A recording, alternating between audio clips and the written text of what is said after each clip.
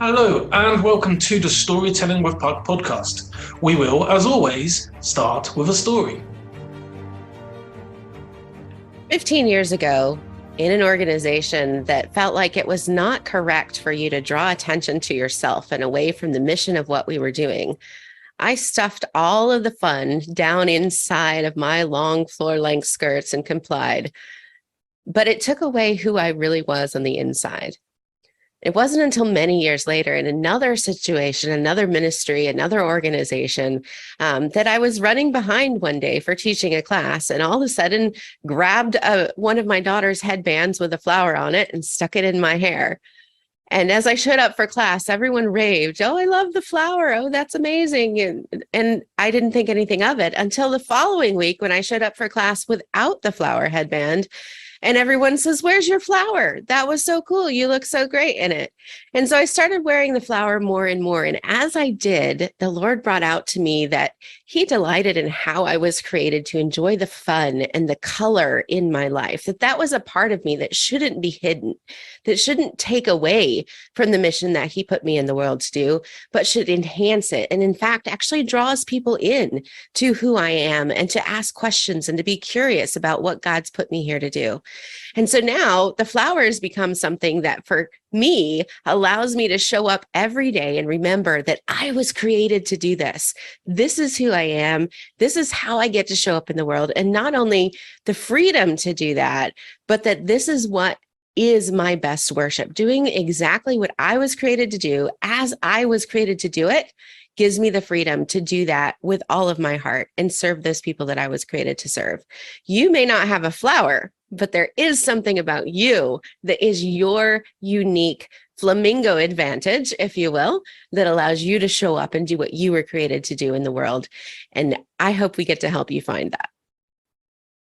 I absolutely love the ending to that. The focus on people's uniqueness is something we focus on with brands, with companies all the time. We don't have the same religious elements as you do to it, but either way, I think the message is the same, that you are your own person and that you've got something special which makes you stand out. I absolutely love that story, Katie. Thank you so much.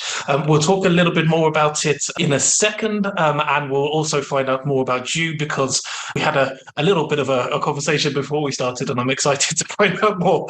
But before any of that, let's have a quick introduction to the podcast. You're listening to Storytelling with Puck, the podcast designed to show the power of stories in life and in business.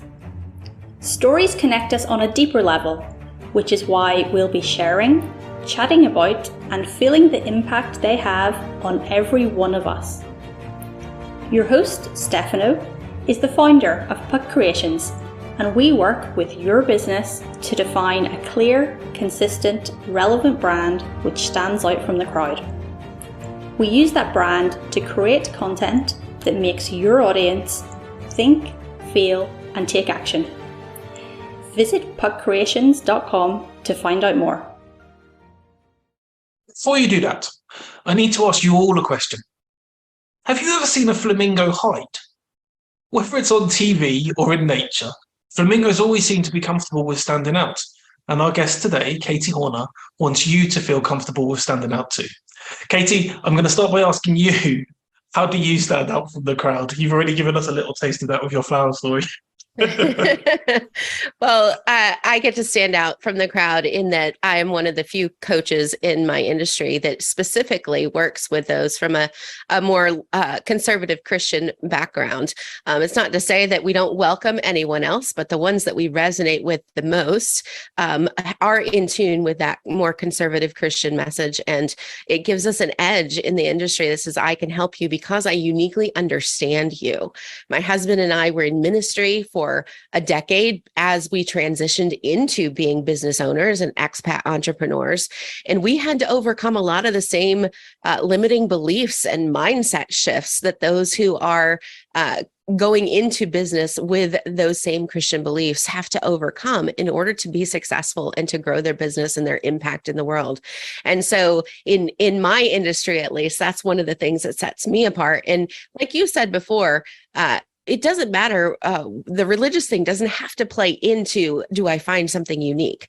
However, every one of us was created to do a specific thing in the world that helps other people be fulfilled to do what they were created to do. And if we don't do that, it creates this break in the chain, a break in the ripple, and then things don't happen in the world as they should. And so my job, my calling, if you will, is to help others show up and be all they were created to be. And I'm excited to get to share that and the flamingo element of that here with you today. It is exciting, actually, and I firstly love your energy. I love I love the enthusiasm that you have. It shines through in what you do, and yes, as mentioned earlier, and we won't dwell on this too much. But I was brought up in a very religious family. I was brought up as a strict Catholic. I am currently an atheist, and there's many reasons behind that, which is not for today's podcast. However, I think a lot of the elements of what you were talking about, as you said just then, are important for people who are atheists, important for Muslims, important for Christians, important for people of all different faiths. But with all of that being said, you mentioned that one of the things that makes you stand out is the fact that you can communicate with people who are conservative Christians because you understand their challenges. Now, some of our listeners will be conservative Christians, I hope, and some may not. So, for those who aren't, what would you say some of the biggest challenges are? What is it that holds people back from being able to express themselves if they come from a conservative Christian background? Well, in the conservative Christian religion, if you will, there's a lot of talk about how we make big of God, make big of others, make small of ourselves. Pride goes before a fall. All of those things that can sometimes get taken out of context, right? And make me think that it's wrong of me to promote myself, or that it's wrong of me to talk about what I can do and how I can serve people, because that comes across as egotistical or prideful or things. And the reality of it is that when you have the belief that your gifts are given to you from God or from a higher power, that this is not about you. This is about how you get to serve other people in the world. It takes away that whole pride element, and it allows you to show up in a more confident way to say, this is not about me and what I can do. Like, let's just put that aside. This is about what you need. This is about how you can be all you were created to be, and you can show up better in the world. This is about what God wants to do in your life and through you to the people that you serve, right? And so you're skipping that whole middle element of me that gets me all tangled up, because when I focus on myself, that's where I get into the muck, right? But when I can look outward, then it allows me to have a confidence that allows me to show up and promote in a different way, because it's all about the results I can get for people rather than the payment I'm looking for myself. Does that make sense? It makes complete sense. In fact, it's something we talk about a lot with our clients is why are you doing what you do? What makes you get up in the morning? And especially we often work with clients who are just on the verge of scaling up. They have a business which has done fairly well, but they're about to break through to maybe getting an investment from somewhere, maybe be about to hire new employees, etc. And they're worried about how do they keep everyone together and on the same page and wanting to do the same work as the boss wants to do. Why would people care as much about making profits for the company? And often what we talk about is, well, actually, you're right. People won't care about making profits for the company. But what they might care about is, what do you stand for? Why did you start the business in the first place? What is it that makes you get up early on every Thursday morning to go to a specific meeting where you can support people in X, Y, and Z? Why do you do that? Because actually, if you can tell your employees that and you can get them on the same page, then they'll get up at 5 o'clock in the morning as well. Whereas if you tell them they have to get up at 5 o'clock in the morning because you want to earn more money and put it in your back pocket, you're probably going to find it harder to convince them. So yeah, I completely get where you're coming from with that, and as you say, and you talk about it in what we're meant for, and from the perspective of religion, and God brings you to the world because you're meant to have a purpose. And I think that that makes a lot of sense for your audience, and I think it really shows again what you were talking about in terms of you believe you're meant to come here to help other people to understand what they're meant to do. So yes, again, I think it makes a lot of sense. Yes, and I think whatever you were created to do, the thing that lights you up, the thing that brings you joy when you get to do this in your work. A lot of us think that work should not be sacred, that work should be separate from the sacred, and I believe it should be blended. I don't think, a flamingo is pink inside and out. Their blood is pink, their skin is pink, their tissues are pink, their milk is pink, like everything about them is pink. They just are who they are inside and out. They can't hide the pinkness, right? They can diminish the pinkness based on what they eat, which is a total other point that we could make. But they can't hide that. And so when you show up and do what you were created to do, it is bringing the sacred into the workspace. And it allows you a certain sense of joy and fulfillment, knowing that this is what I was made for. This is why I'm here, right? And when you enroll other people, as you were saying, in that mission of what we're here to do, it's not just that we're getting up at 5 a.m. for a paycheck. It's not just that we're getting up at 5 a.m. for profits for the boss. It's that this is what we were created to do. And when you've got everybody working with that sense of this is my purpose, and everybody doing the thing that is their genius, that lights them up and gives them joy, like it just makes the whole world a better place. And suddenly work doesn't feel like work anymore. I completely with you on that. Completely agree. Tell me a little bit then about how this all started, because you mentioned that you initially were working as a missionary, and then that evolved into becoming a business. But I'm guessing there were steps in between. So how did you get from being a missionary to becoming an entrepreneur, a business owner, and doing what you do now? Sure. So I always knew I was going to be in ministry. I didn't study for business. I had the heart of a teacher, knew I wanted to be overseas somewhere doing teaching and ministry work. And I was headed overseas prior to meeting my husband. And then when I met him and he was headed overseas as well, like that became a perfect fit. And so we married and paid off school debt and came to Mexico within about 2 years. And we came down to work in a ministry. And then after 2 to 3 years, we transitioned to another ministry, which, as is often the case, can be kind of messy when you're moving between ministries in those circles.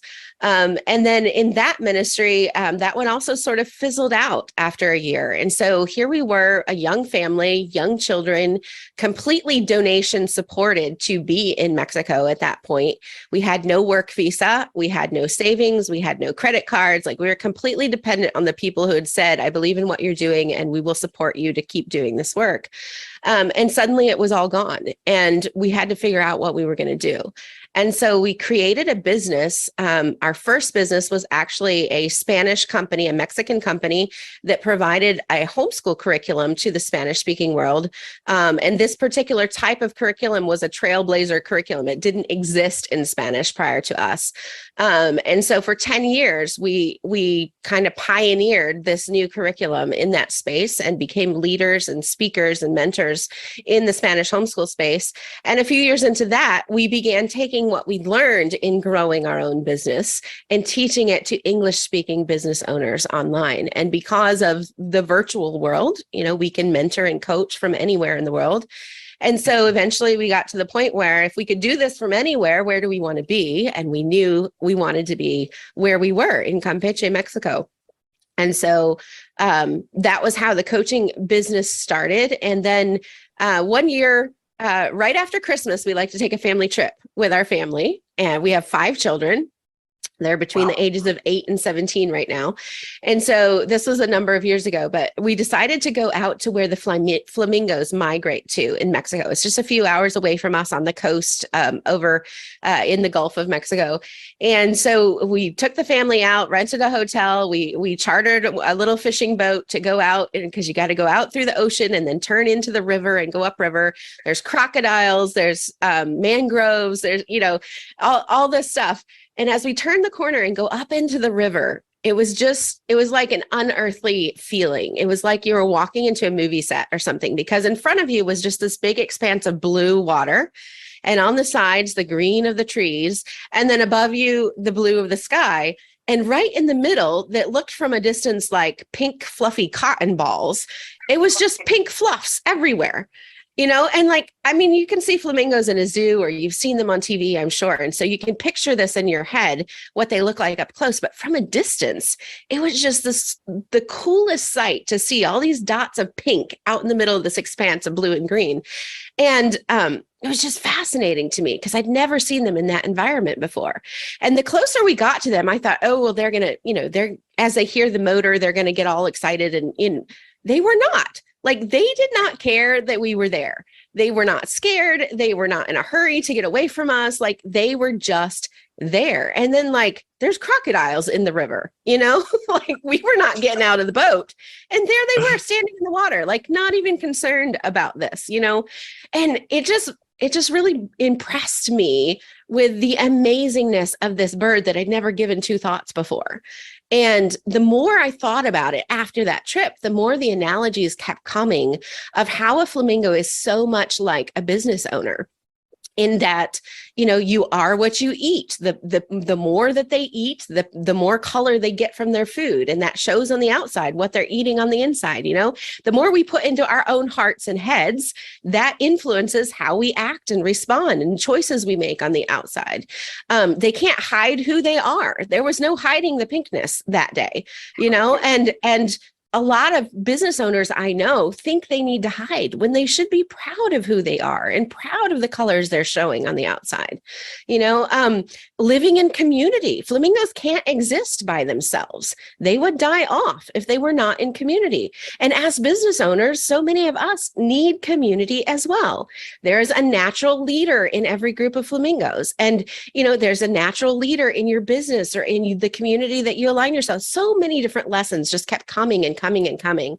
And so we published a book called Faith Like Flamingos, the Christian Business Guide to Walking Out Your Faith in Bold Color, and encouraging our people to live out, to blend who they are into what they do on a day-to-day business life. And then it just kind of took off. And so now suddenly I'm the flamingo lady, and everyone's sending me pictures of flamingos and tagging me on social with flamingo stuff and sending gifts in the mail with flamingos. I have clients whose husbands now buy me flamingo gifts, right? Like, it's just been this crazy journey. The flamingos sort of picked us from that point on, and we've embraced it. And then this year we were able to publish the Flamingo Advantage book, which is more of a marketing book around leveraging your uniqueness in the world. And here we are, the Flamingo brand and the Flamingo Advantage. Fantastic. It's such a good origin story. And I love the lessons you learned from the flamingos there as well. I've been lucky enough to see flamingos in the wild too. And you're right, they're absolutely spectacular creatures. And even with everything else going on and all the other things you can see around you, you can't help but keep your eyes on them and wonder what they're going to do next, because they are the center of attention. And they as you say, it's also, they're strutting their stuff, but then they're not doing it in a proud way. They're just who they are. Exactly. So you're right about the analogies too. I really enjoyed that.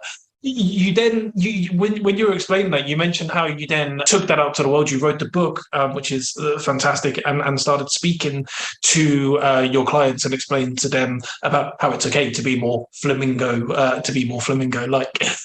How much pushback do you get usually when you're first starting with a client, and how long does it take for you to be able to instill that confidence that they are okay to be who they are and to be themselves and to understand themselves better? One of my greatest joys and privileges in the work that I get to do is to believe for my clients until they can believe for themselves.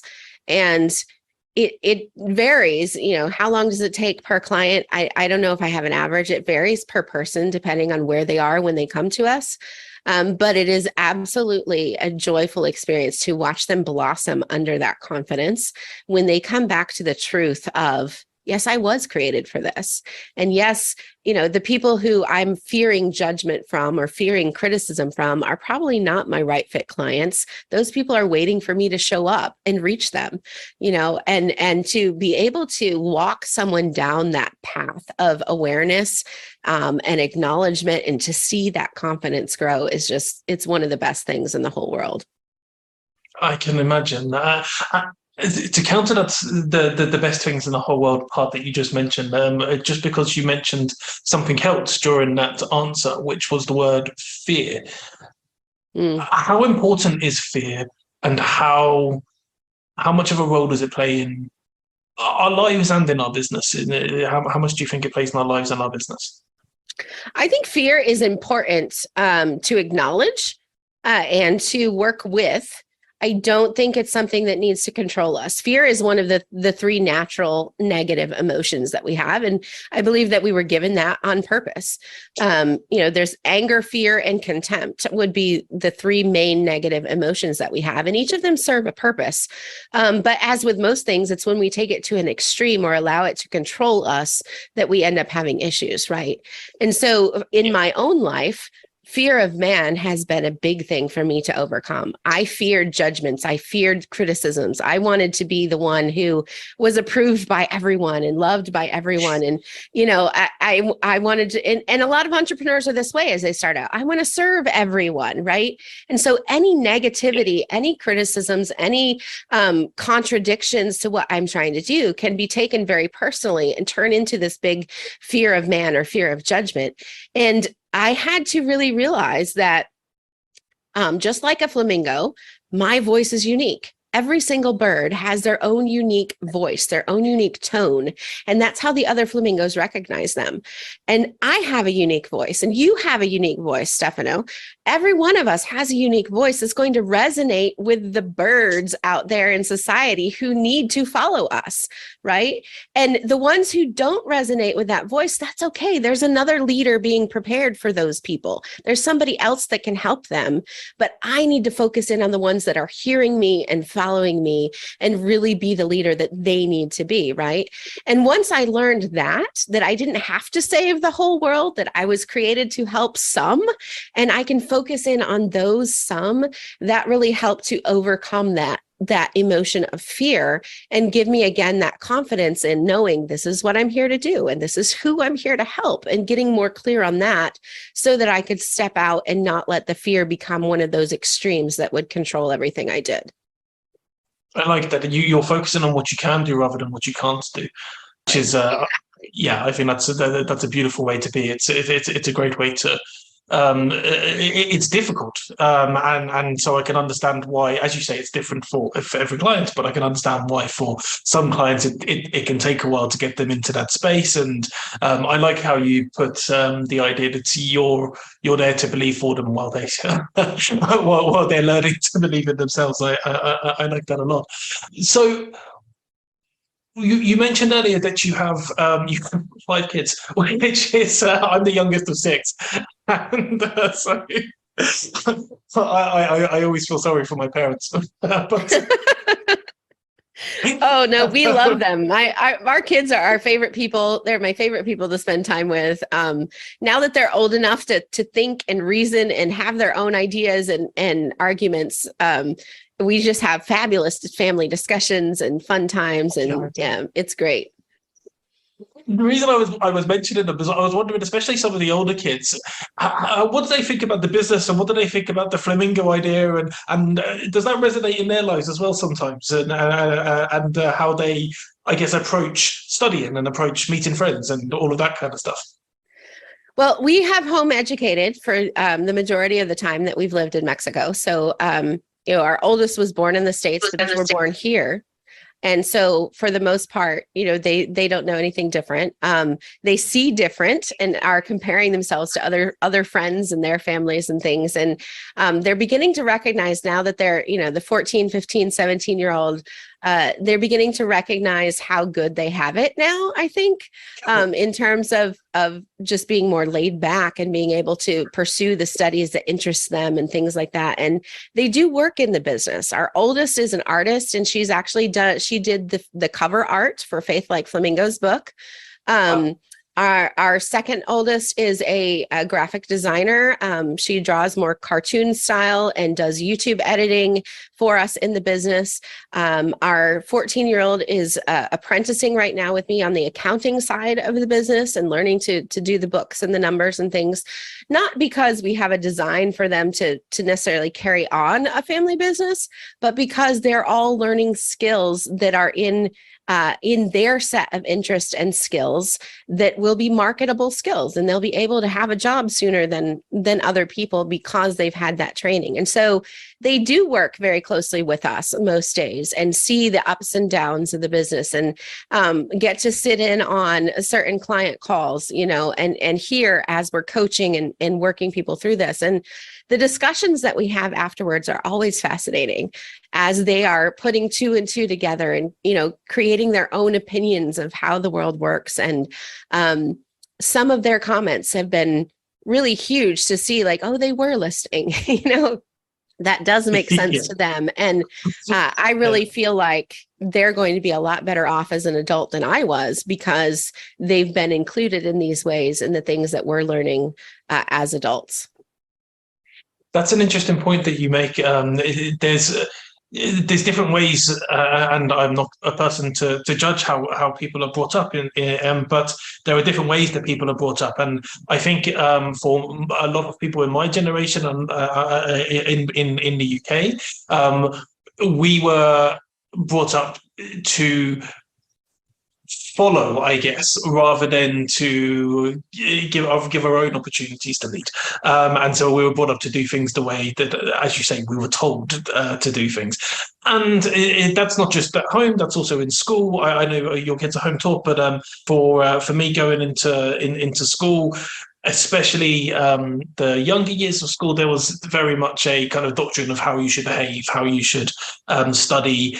Everyone was taught to study in exactly the same way. We had big classes of a group of 30. So this isn't a slight on teachers. It was just very difficult for them to be able to teach different people in different ways. So I find it interesting that you're teaching your kids in a different way, and you're allowing them to kind of go and not be focused on necessarily what you think they should be focused on, but to be focused on what they want to be focused on. Right. How does it differ with your upbringing? You don't have to go into too much detail in this if you don't want to, but how does it differ with your upbringing, and how does it make you feel, I guess, to see that difference? Well, I had the opportunity to enjoy both private school and homeschool growing up. My husband participated in private school, homeschool, and public education as he was growing up. And so then I trained as a teacher. I was a certified teacher in South Carolina, and had a master's degree in curriculum development and school administration. And so coming from a teacher's perspective, and this is something that I bring to my clients and with our coursework and all of that as well, is that it's not just about your knowledge or your skill set. There's also things to take into account that include things like psychological safety, things like learning styles. Love languages are super important in an educational situation, right? And so when you're able to recognize the differences, the uniqueness in the people that you are teaching or that you are serving in your business, whatever the case is, and you're able to make certain adjustments for them so that they have the best opportunity possible, they're going to flourish a lot more in that situation than they would have if it was just the same across the board for everyone, because this is how it's easier for me. Such a great point. You'd expect nothing less from Katie Hornor, as she's made many great points and shared a variety of fabulous stories in part 1 of this podcast.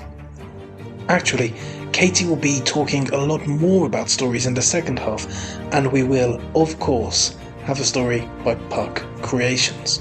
Before that, do you have the power to speak? My creativity at its best It's a real exploring. It's a surprising journey. I think creativity is just the antidote to insanity, and it's productive originality. Surprising answers, inspiring stories, motivational, educational, inspirational.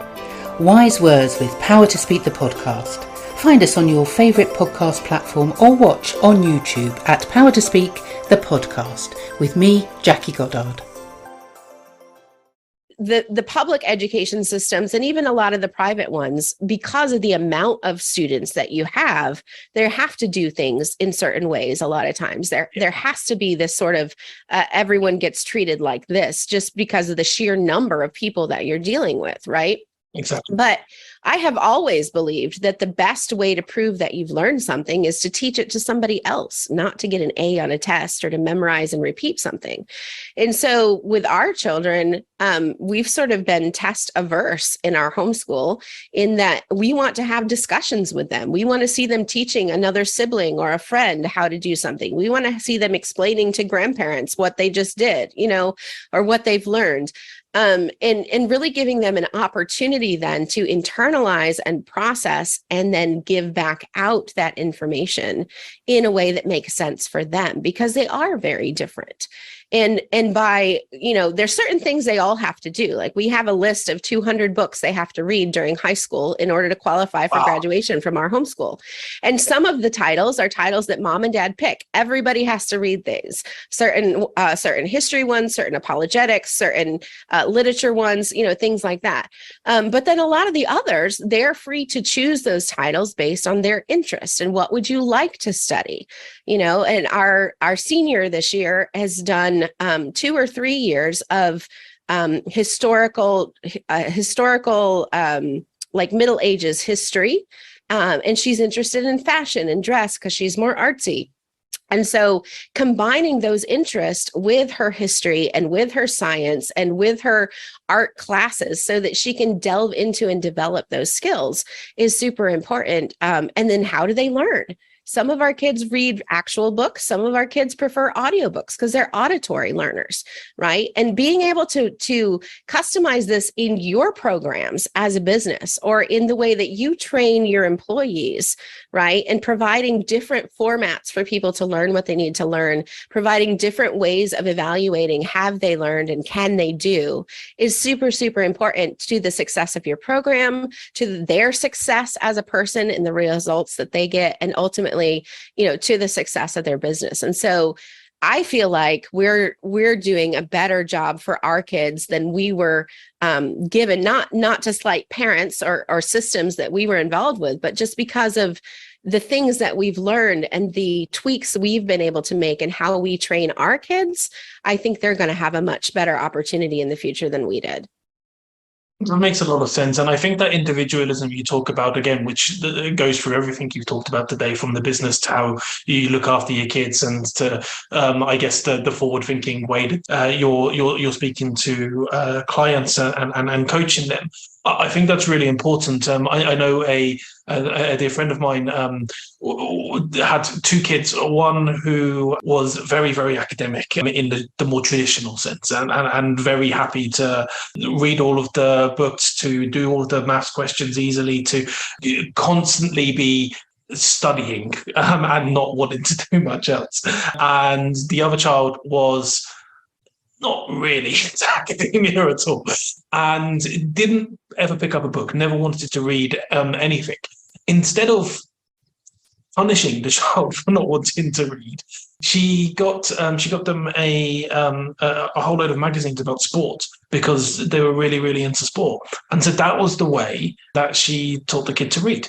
And after a while, he then started wanting to read books as well. But by this point, it was because he had an interest in reading, but he would never have had that interest if a different interest hadn't been passed along to him, if that makes sense. So, I think what you're explaining, it's not always possible because of what we mentioned, because of the fact that there are so many students and not enough teachers. And so therefore, it's very difficult to teach people individually. But if you can and you have the opportunity to do what you're doing, I think it's brilliant. It's absolutely brilliant. One thing that I think has cropped up a few times in our conversation is when I've asked a question, your answer has come back in the form of a story, which, as you may have realised from the name of the podcast, storytelling with Puck, is something that we love. How do you use stories when you're communicating, and what do you advise your clients to do with stories? Do they get a chance to communicate to their clients and to their audience via stories as well? Stories are a huge educational tool. As a teacher, during my training in college, one of my favorite classes of all time was children's literature. And my best friend happened to be in that class the same semester with me, and we just ate it up. We would be the two adults that you would see on the floor in the children's center at the local bookstore reading books for a couple hours a night.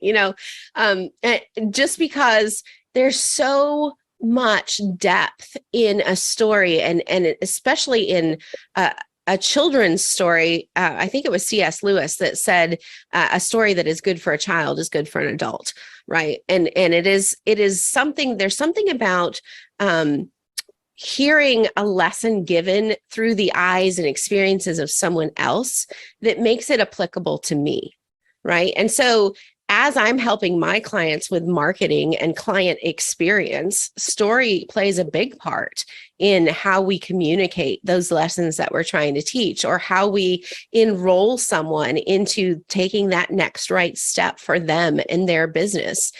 Because I can tell you all day what I can do for you, but if you hear a story of how Jenny came through our program and was just about to throw in the towel because her last client gave up on her, and we encouraged her to start her own business, which then allowed her to sell her home and move to another state and buy her dream home and bring her husband home from work. Like, when you hear that was possible for her, now you believe that I can do that for you. Right. And so bringing story into your marketing, bringing story into your examples of what you're teaching in your programs, or even with your services, if you're a service provider, it can be a huge asset to learn how to tell a good story. And most of the famous people in history we know of because why? Because a story was told about them. Right. Yeah. And most of the famous leaders in history use stories to motivate their people. It can be hugely motivational, hugely instructional. I think it's something that all of us should be tapping into better, whether we're teachers by profession or not. As you can imagine, I completely agree with you, and it's a big part of the reason we started this podcast, and a big part of the reason we started the initial Storytelling with Puck initiative. In life, stories are important, and we're often happy. I was about to say down the pub, and it's more of an English reference, but in a bar, at a restaurant with friends, sharing stories, and also we gravitate towards the people that are telling those stories. But then when it comes to our businesses, often we hide from it. We don't think anybody would be interested in our stories. We think that actually all they want to know is what the best feature is of the latest, Intel processor on the laptop. And we forget that we're also those people. And if somebody came up to us, and for most people, there are some people who would be interested in this, but said, oh, the latest Intel processor has, X, Y, and Z on it, we would either run or just fall asleep on the spot. So why do we think other people will be interested in that? But if we maybe tell a story about the inventor of Intel, or we tell a story about how we discovered our first laptop and all of the things that we were able to do with this laptop, and then when we were able to, play 3 different videos at the same time in 3 different places, all through the power of this tiny little laptop, which meant that we could communicate with our customers over here, our suppliers over here, and our collaborators over there. And this was all because of the power of this processor on the laptop. Then suddenly people care about the processor, and then you can start telling them the facts. And that's why I think stories are so important. And I agree with what you just said there, and I love the client stories. I love that you were just talking about, I think it was Jenny, you mentioned the name, and how her business was struggling and then evolved because of the conversations that she had with you and the coaching she had with you. So what I would like, if I'm putting you on the spot here a little bit, but what would you say your favorite client story is? What would you say is one that really stands out and makes you feel warm inside every time you think about it? Well, Jenny is one of them. There are many. I think of another one. Let's call her Irina. She came to me already having been a successful coach for many years. But what she said she realized when she came was this a lack of confidence in that she was doing business for the right reasons. Right. She had the passion, she had the knowledge, she had the all of that. She was getting clients through her current marketing and things. But what she realized when she came to us, she said, was that I was doing it for my God instead of with him. Right. And so through our coaching, she was able to tap into that again on the religious side of things, why this was so important to her at the heart level, to be able to tap into that spiritual power, to be able to say, this is not just something I do for him. This is something I get to do with him. Like he created me to do this. And that completely changed her outlook on her business. It completely changed the way that she interacted with the prospective clients, with the new clients coming in. Another one came to me as a CPA firm owner. And, she had the CPA firm, which had been running for many, many years and was quite successful. And then she had a small business on the side that was teaching art. And she's like, I feel like I'm two different people. I get to put the CPA hat on here, and then I come over here and I get to do the art. And I really want to grow the art because that's where I feel like I get to mentor people. Right over here, I feel like it's more of a job. And over here, I want to mentor. I want to do more of this. And what she found through working with us, that she's not a CPA or an art teacher. She's a mentor. And she gets to mentor no matter what sphere she's in because she's working with people and she's seeing them now as people that God has brought into her sphere of influence for a specific reason and has just blossomed under this new mentor title that's allowed her the freedom to do what she loves in both of those spheres, where before it felt restricting to the job title. And it's just amazing to see each one of our clients comes in a little bit at a different level. And we're working with them on a lot of the same basic tactical things in marketing and client experience. But it's really that personal up level, the personal development that gets woven through everything we do. We may not market it that way, but it's always there. And it's just so amazing to see them blossom and become better leaders in their business and their spheres of influence because of what they learn in our programs. I love that depth. The depth of what you do, I think, is beautiful. And it's so important as well. When we talk to our customers about their brand, one of the key parts of their brand is who they're speaking to and who their audience is. But what we don't like to do is just ask them off the cuff, who do you think your audience are? Because actually, I think people don't fully always know who their audience are straight away. And something that you're talking about there with the lady who became a mentor, was that actually she didn't fully get who her audience were. But the reason she didn't get who her audience was because she didn't understand who she was, and she didn't understand what she was trying to bring. And I think when we understand ourselves better, we understand, as you've talked about many times today, the why you're in business in the first place, and you understand kind of how you want to get there, and you get a bit of a better feel for your personality and the way that you want to come across, and how you want to talk to people. Once you get those things right, then you go, oh, okay, now I have something that I want to do that people are going to need. And at that point you go, well, there must be an audience for this. Who are they? And then it's only at that point where you work out who your audience are, and then you align your content to speak to that audience. And I think that to me, that seems to be what you're doing as well. It's again, it's coming at it from a slightly different angle because you have your audience and the people that you're speaking to. But I think that you're doing something similar. Correct me if I'm wrong, but would you say that's I guess the crux of what you're doing? Yes, I think that the important thing as you're marketing a business or trying to grow a business is you do have to be clear on that audience and what you're doing for them. And it's not something that is done. It's not like a homework assignment that you do once and get the grade and you're done. Like the audience work continues to change because you change, because your business changed, because society changes, because your audience people change as an individual and as a whole. The way that we communicate changes. I mean, if you look back to where we started our business in 2011, all of like Pinterest didn't even exist when I started, right? Like, and Pinterest is now considered one of the old social medias. So when you think about just all of the changes that are constantly happening, this is a work that we have to keep diving into. I like to call it falling in love with your client, falling in love with your right fit person, right? You've got to keep getting to know. My husband and I have been married almost 20 years, and he is not the same man that I married, and I'm not the same person that he married, right? Like we have changed so much over the years because of the experiences that we've gone through and the education that we've had and the choices that we've made. And we have to keep getting to know one another. Do you still like that? Do you still want that? Is this still a goal you have, right? Keep learning about one another and our likes and our dislikes and our goals and our desires. And it's the same with your audience.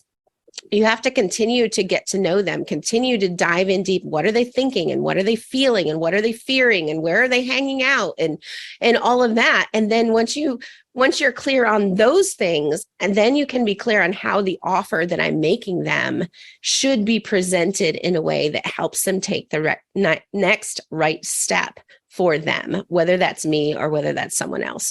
Because marketing is not just about them saying yes to me. Marketing is about them saying yes to the next right step for them.